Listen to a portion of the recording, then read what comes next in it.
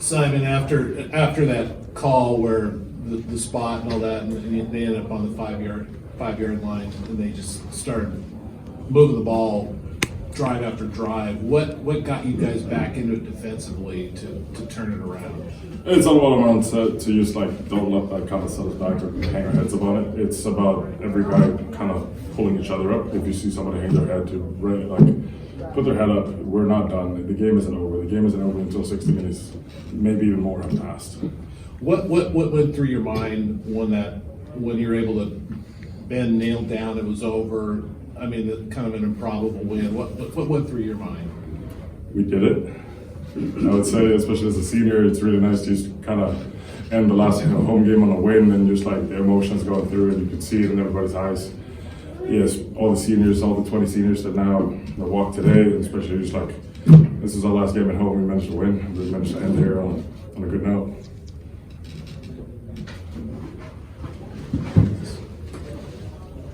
Simon, how satisfying was it to kind of put the game on ice with a goal line stand there? Obviously, as a defensive lineman, that's all you. Yeah, it always feels good, but it doesn't matter. It's always it's the whole defense. Just because it's on the goal line, safeties, corners, everybody's involved. So it's a defensive effort every time, and that's why you can clearly see our defense doing pretty well. And it's really nice to have all those guys behind you, especially as a D tackle, to be like, okay, everybody behind me can do it too. So it feels great. This group, all you guys that are going to be done after this game, looking around at anything like this, do you feel like you guys have left a pretty indelible mark on this culture and this team moving forward? I think so, and even just talking to Coach Smith and Coach Lange and everybody, just this group that's been here now for several years, just being able to you see the culture change, and all these guys have been able to be part of that, and I think that leaves a legacy, especially for all the guys that are gone after this year. Jaydon, I know you got stuff to say. What went through your mind when the clock hit zero and you put a kind of cap to kind of a pretty improbable win? All I can say right now that first and foremost, I give all the glory to God and my Lord and Savior Jesus Christ. Without Him, none of this is possible. Man, He really works miracles. The fact that I even played in this game I'm just so thankful to be a small part of this program, and man, those guys in those locker room, these fans, these coaches, everybody sitting there, A.D. Barnes, Kimya, this whole program deserves this win. So I just couldn't be more thankful for everybody in this program. What was going through your mind on that last Oregon drive where they obviously had a chance to win the game or take the lead anyway? I mean, there were times when the defense had some issues today, and you guys had a chance to settle that at the end. What was going through your mind, I guess, during that drive? The same mantra is bend, don't break. Bend, don't break. You just you bite, you scratch, you claw, you fight, keep competing your butt off, and you make them snap it again. And that's what we did on that fourth down stop, and we kept making them snap it again. And obviously, the rest is history, I guess. Jaydon, you've been here, when you were new here in the program, you probably saw the program at the bottom. And where you guys are now, can you talk a little bit about this culture and how it's changed? I think if you want to look at the culture and the shift in the culture over the last years or so, just look at how this game went. We're down 21 points in the third quarter. Things weren't going our way. Offensively and defensively in that third quarter. But one thing that you never saw any finger pointing. You never saw any heads down. You saw a bunch of leaders on the team, rallying around some long games. Jaydon, what did you see on kind of that play where you guys stopped Bo Nix? They went for it in their own territory. How surprised were you that they went for it, and what did you see on that play? I knew they were gonna do that because it was tempo and it was 4th and 1. So anytime they tempo 4th and 1, they're usually just running an inside zone read. And I was actually supposed to be high safety, but I just told my nickel, yeah, you have to be by yourself right here, because I knew that it was going to be either an inside run or the quarterback's pointed off the edge. And so I showed up as soon as the ball snapped, and he had pulled it. I don't think he was expecting me.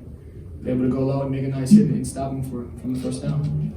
Yeah, I don't have a voice anymore. Who's first? Why is it you don't have a voice anymore? Where did it go? Late in the game or during the game? Or I have no idea. After the game, I was screaming, yelling. I don't know what was going on. Everything went numb. It's such a rush of emotion. I've asked this question a few times, but can you explain where it turned around at 31-10? I mean, I know you guys believe you can come back, but where does that really come from? I mean, was it somebody say something on the sideline, or was it, what do you feel like triggered it, I guess?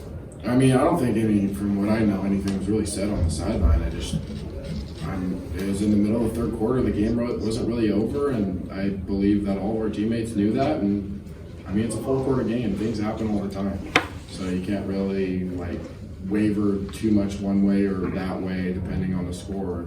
You got to play a scoreless game, and we did that. So you've been through a lot in your time at Oregon State, but how much does this one mean? I mean, it's like poetry. And you think about my time when I first got here in 2018, it's like program came off of a 1-win season, I believe, and came in at quarterback. And then the struggles, going in there, didn't really get the results I wanted immediately, but I believed in sticking with the system. And my dad was a big influencer on that, and the coaches believed in me. They're the ones who gave me the scholarship and wanted me to come here. So I felt like I owed it to them to stick with it and find a way to get on the field and contribute. And I mean, it's just there's my story about that, but there's so many of the guys. You talk about Jaydon Grant, Tristan Jebbia, all the seniors who've given up so much and sacrificed so much just for this program, and to see it kind of go out like this and end like this and this be your last game. I mean, there's nothing better than that. Two more for Jack. Jack, Kyrei made a couple of huge plays. The secondary just came up big, kind of that whole fourth quarter. I mean, what did you kind of see defensively from that unit, kind of stepping up? I think as start scoring on offense and the energy kind of transferred to defense, and we didn't really turn back, and we had a really dominant fourth quarter on top of our assignments and our work and playing physical and making plays at the point of attack, and it showed. And our defense played the way we expected to in the fourth quarter, and was enough to win the game.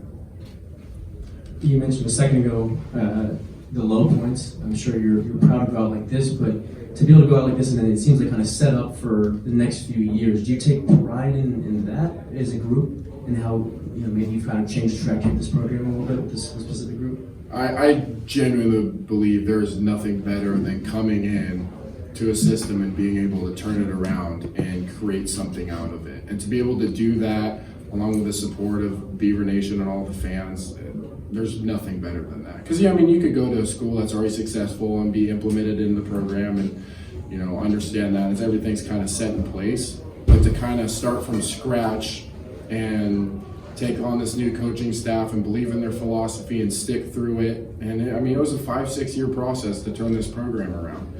And to be at the other side of winning and being able to win this ball game, it's unreal. You guys had these wins over Stanford and Fresno State, were kind of incredible comebacks. Did that kind of set the table for today? You guys knowing that things are possible if you just keep playing? Yeah, we're coached to play all 60 minutes. We know how long the game is, we know how long 4 quarters is. The team did a hell of a job. We just continue to compete. That's what we teach around.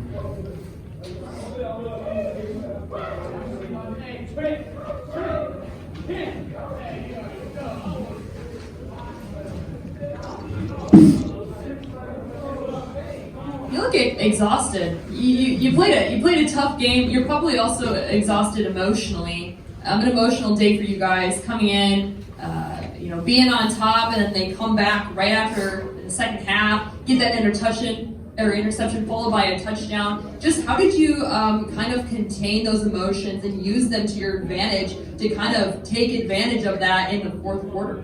Well, I'm not that exhausted. I didn't play as much as I would like due to injury, but I think the team just did a hell of a job just managing the momentum, managing everything that was going on, the ebbs and flows of the games, the highs and the lows. I think they didn't ride the highs or ride the lows. They stayed even keeled. I think they just did an amazing job continuing to fight. Just how impressive is it to watch this team's run game, and what do you think that kind of says about the kind of program you guys are building? I think we built a hell of a program. I think Coach Smith and the coach staff has done a hell of a job. I think the players bought in. I think everybody around the building's bought in, from the media people to the people who make our lunch. I think everybody just loves Oregon State football. I think the run game, the pass game, it all goes hand in hand. It's just hard work. So I know you've got things to say about how your reaction to this afterward. What went through your mind when all this was said and done? Man, you know, the entire time, I mean, the team was just, let's stay together. You know, offense, y'all are going to go down the score. Defense, we're going to go get a stop. And, you know, the entire time we were just, let's stay on the same page. Let's keep working together. We're going to get the outcome we want. We're not leaving this field without a W. Oof, I feel good. There was a stretch where it seemed defensively you guys really couldn't do much of anything. And then whatever clicked. I mean, you're making, like, you had the third down tip pass, and I mean, it just seemed like everything was coming. What changed? You know, honestly, for a second there, we did get away from execution. You know, we just started playing. We weren't doing things that we were coached to do, things that we've done over and over and over again. And we kind of came back, especially at halftime and, you know, a little in that third quarter, we came back and said, you know what, take a deep breath and let's just do what we do, man. Let's just play ball and execute like we've done all year. And, you know, we'll get the outcome we want. So once we finally started locking in on our execution and our jobs, I mean, it just shifted. And we started getting stop after stop, and offense kept scoring. So Twitter was abuzz with fans that felt that the refs were kind of inserting themselves into the game a little bit. Did you guys feel that you maybe had to go even overboard to really to win that game? You know, I mean, we're always in the kind of the zone that, you know, no matter what happens, we're going to have to just keep going. I mean, refs on our side, not on our side, you know, whatever calls going our way, you never know what's going to happen. The only thing that we can control is, I know it sounds so cliche, is our execution. It's just, what are we going to do? You know, the refs might give them a couple calls, but how are we going to answer? Are we going to break? Are we going to bend a little bit? Or are we going to come back and make some plays, get a fourth down stop on the goal line? You know what I'm saying? Kyrei, I don't think I've ever seen you without a smile on your face, but I can sense the emotion here. I'm just curious if maybe this is the proudest moment of your career and maybe the highest you've felt. Shoot, man, that's a great point you just said right there, man. This feels so amazing because, I mean, just after this game, I mean, just the years of work that this team has put together for the year, just in the summer, in the spring, I mean, people going down, people stepping up. I mean, the many of hours in the games that we didn't come on top, you know, where we kind of fell short, just all of those things kind of flash in front of you, and it's like, dang, man, we're finally moving in that direction that this program has always been going, and it just feels good to get over that hump, win big games, and it's just, oh my gosh, it feels so amazing. Seriously. And last one for Kyrei. What role did special teams play in this game? Obviously, you guys have those two huge plays against the front. You know, actually, I mean, during the week, that's what they said. They said special teams. It's going to come down to special teams. I mean, special teams making big plays in this game is going to be the difference between winning and losing. I mean, we got some big plays on special teams and changed the momentum totally. You see what I'm saying? So our coaches, they mentioned that during the week. I mean, we knew that, hey, for us to get the outcome we want, we're going to have to be on point on all phases. Special teams was the biggest one, you know, so focus on that, got to stop and make it happen.